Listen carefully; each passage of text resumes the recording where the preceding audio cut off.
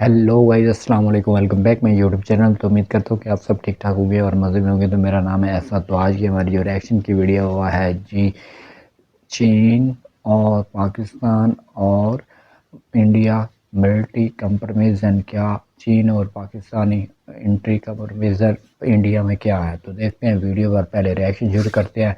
बाकी पहली तो बात यह है कि भाई इंडिया का जो कंप्रोमिशन है वो तो पहले से हाई हो चुका है, क्योंकि इंडिया बहुत ही तरक्की कर चुका है। तो लेट्स गो स्टार्ट। वीडियो देखते हैं, एंड पर इसका रिव्यू करते हैं। तो मिल स्टार्ट करते हैं।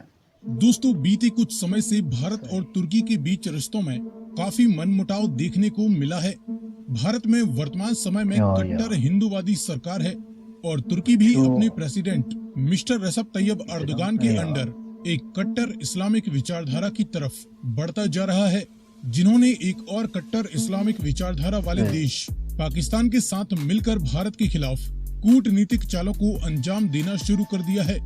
तुर्की और पाकिस्तान मिलकर भारत के खिलाफ कश्मीर के इशू को अंतर्राष्ट्रीय मंच पर बार बार रेज करते हैं और इसके अलावा भी कई मुद्दों को लेकर ये भारत को घेरने का प्रयास भी करते रहते हैं।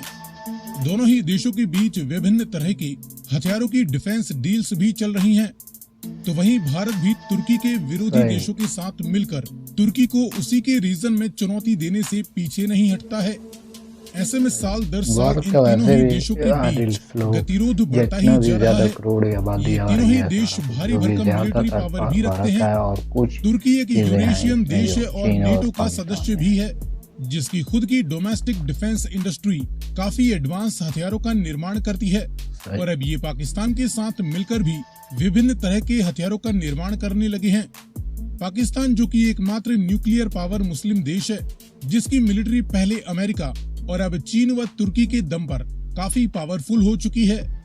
तो वहीं भारत दुनिया का चौथा सबसे ताकतवर देश है, जो कि न सिर्फ दुनिया भर से हथियार खरीदता है, बल्कि अब अपने खुद के हथियारों का निर्माण भी करने लगा है। ऐसे में इन तीनों ही देशों के बीच अपने अपने हथियारों को बेचने के लिए भी रेस लगी हुई है और ये एक दूसरे के कस्टमर देशों को भी अपने अपने हथियार बेचने की फिराक में रहते हैं।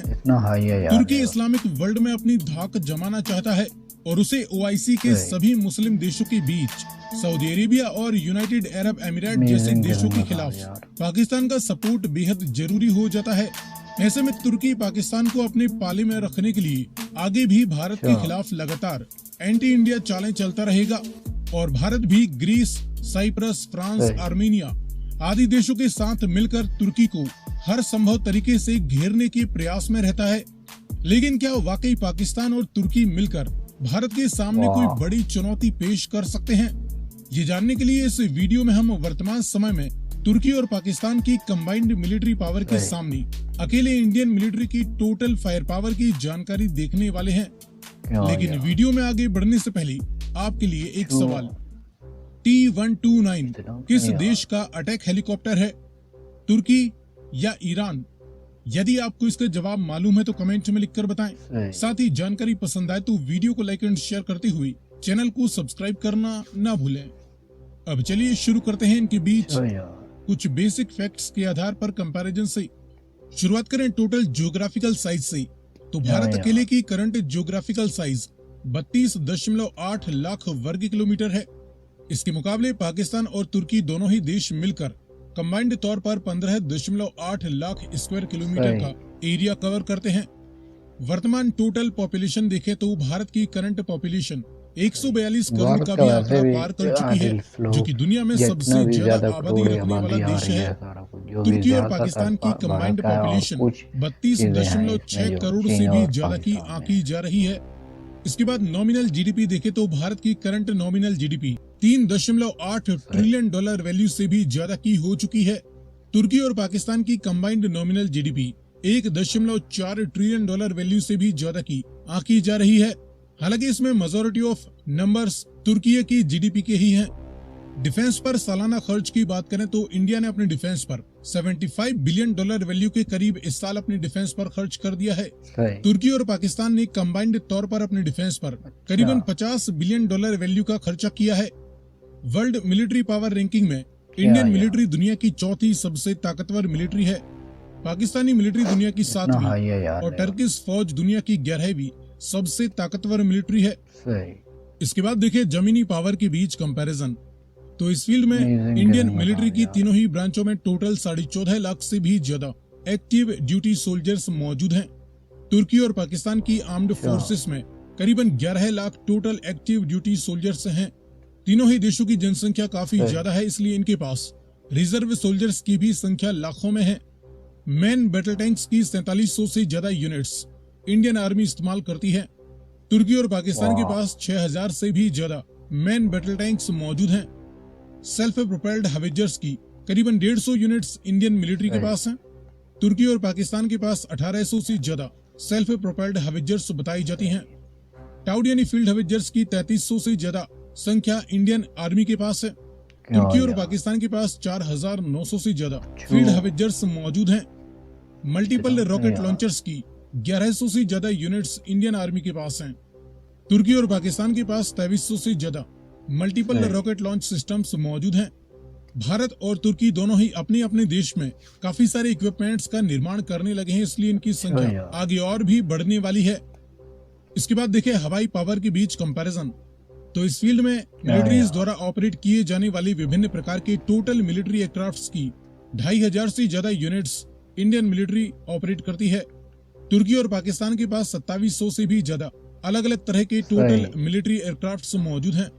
इनमें फाइटर, इंटरसेप्टर जैसे मल्टी रोल जेट्स की 570 से ज्यादा भारत यूनिट्स का वैसे इंडियन भी मिलिट्री के पास है। दिल स्लो तुर्की और जितना पाकिस्तान भी के पास ज्यादा करोड़ 640 के आबादी आ रही करीब है मल्टी रोल भारत जो जेट्स भी मौजूद हैं। ज्यादातर भारत का है, और डेडिकेटेड कुछ ग्राउंड अटैक्स के लिए चीजें हैं अटैकर इसमें एंड जो बॉम्बर चीन जेट्स और की पाकिस्तान महज में है। 130 यूनिट्स ही इंडियन मिलिट्री के पास हैं। तुर्की और पाकिस्तान के पास भी करीबन इतने ही ग्राउंड अटैक एयरक्राफ्ट्स कंबाइंड तौर पर मौजूद हैं। कॉम्बैट यानी अटैक हेलीकॉप्टर्स की 150 से ज्यादा यूनिट्स इंडियन मिलिट्री के पास हैं। तुर्की और पाकिस्तान के पास 250 से ज्यादा अटैक हेलीकॉप्टर्स हैं। मास डिस्ट्रक्शन की न्यूक्लियर वारहेड्स की बात करें तो इंडिया के पास करीबन 164 न्यूक्लियर वारहेड्स मौजूद हैं। इसके मुकाबले पाकिस्तान अकेले के पास 170 सही। न्यूक्लियर वारहेड्स होने की संभावना है। तुर्की के पास अपने खुद के कोई न्यूक्लियर वारहेड्स नहीं है, हालांकि इनके पास नेटो के अंतर्गत कुछ अमेरिकन न्यूक्लियर क्या वारहेड्स मौजूद रहते हैं। इसके बाद देखें नेवल पावर के बीच कंपैरिजन। इतना हाई तो है इस यार। फील्ड में इंडियन नेवी के पास 2 बड़े एयरक्राफ्ट कैरियर्स मौजूद हैं सही। और तीसरे एयरक्राफ्ट कैरियर के निर्माण पर भी काम शुरू होने वाला है। Amazing तुर्की किस्म और बता पाकिस्तान की दिया। नेवीज के पास कोई बड़ा एयरक्राफ्ट कैरियर नहीं। हेलीकॉप्टर कैरियर की कोई यूनिट इंडियन नेवी के पास नहीं है। तुर्की और पाकिस्तान में केवल टर्किश नेवी एक हेलीकॉप्टर कैरियर या ड्रोन कैरियर इस्तेमाल करती है। सही। दुश्मन की समुद्री ताकत को ध्वस्त करने के लिए विध्वंसक जहाज यानी डिस्ट्रॉयर शिप्स की 12 यूनिट्स फिलहाल इंडियन नेवी के पास एक्टिव कंडीशन में है। तुर्की और वाह। पाकिस्तान की नेवी के पास कोई डेडिकेटेड विध्वंसक जहाज नहीं है। फ्रिगेट्स की 12 यूनिट्स इंडियन नेवी इस्तेमाल करती है। सही। टर्की और पाकिस्तान दोनों ही देशों के पास 26 फ्रिगेट्स कंबाइंड तौर पर हैं। कॉर्वेट्स की 18 यूनिट्स इंडियन नेवी के पास हैं। तो सो गाइस वीडियो पर रिएक्शन किया तो भाई वीडियो में देखा कि भाई इतनी मिलिट्री पावर के बारे में कंपैरिजन के बारे में बताया, बाकी तादादें जो भी हैं इंडिया की ज़्यादा हैं, ठीक है। एक दो चीज़ें जो बताई हैं पाकिस्तान और चीन के पास हैं। बाकी दूसरी बात ये भी बताई गई कि भाई इंडिया तादाद में जो उनकी है ना तादाद, भाई लिटरेशन उनकी जो टीम है वो भी बहुत ज़्यादा हाई है और बहुत ही उनकी तादाद ऊंची तरह के साथ बताई गई है। और जिसमें एक जो हेलीकॉप्टर वाला मिसाइल जो दिखाया गया है ना वो है जी तुर्की का। तुर्की के बारे में और तुर्की के सारे ईरान या तुर्की के चीन के हवाला से मैं आपको बताना चाहता हूँ कि भाई बाकी बात ये है कि भाई इसमें जो भी सीज़न है, पिछली वीडियोज़ पर भी मैंने रिएक्शन किया था, तो सभी ये चीज़ें मिलजुल कर एक दूसरे को हेल्पिंग वगैरह कर रही हैं। तो बात यही पर होती है कि भाई सभी पावरफुल होने के कारण जो भी है, देखो इसमें देखने को मिला भी, ये भी मिला है कि भाई भारत जो है ना वो बाहर से कुछ जहाज़ात लेता भी है, मिसाइल भी लेता है और वो खुद की भी तैयारी कर चुका है, खुद भी आपने मिसाइल वगैरह जहाज़ वगैरह पिछली वीडियो पर भी मैंने रिएक्शन किया। अगर आपने देखनी है तो भाई मेरे चैनल का विज़िट कर लें, उधर मैंने रिएक्शन किया। भाई ऐसी बातें नहीं कर रहा कि भाई पिछली वीडियो पर मैंने रिएक्शन किया, तो भाई किया तो मैं तभी तो आपको सारा कुछ बता रहा हूँ कि भाई वाकई में वो खुद भी बना रहे हैं अपनी का प्रोटोकॉल के साथ और सारी तैयारियां बना रहे हैं। भाई भारत भी एक कोई पीछे नहीं रह चुका, क्योंकि भारत चांद पर भी जा चुका है और सारा कुछ बन चुका है। दूसरी बात यह है कि भाई चीन और कंपैरिजन के साथ ये वीडियो थी, मिलिट्री पावर और कंपैरिजन इज चीन इज़ पाकिस्तान एंड भारत। तो इन तीनों मुल्कों के बारे में वीडियो थी, तो बहुत ही अच्छी जानकारी मिली, इन्फॉर्मेशन वीडियो थी। उम्मीद है कि आज की वीडियो आपको पसंद है। अगर पसंद है तो वीडियो पर लाइक करें और चैनल को सब्सक्राइब करें। तो मिलते हैं नेक्स्ट वीडियो के अंदर, तब के लिए बाय बाय।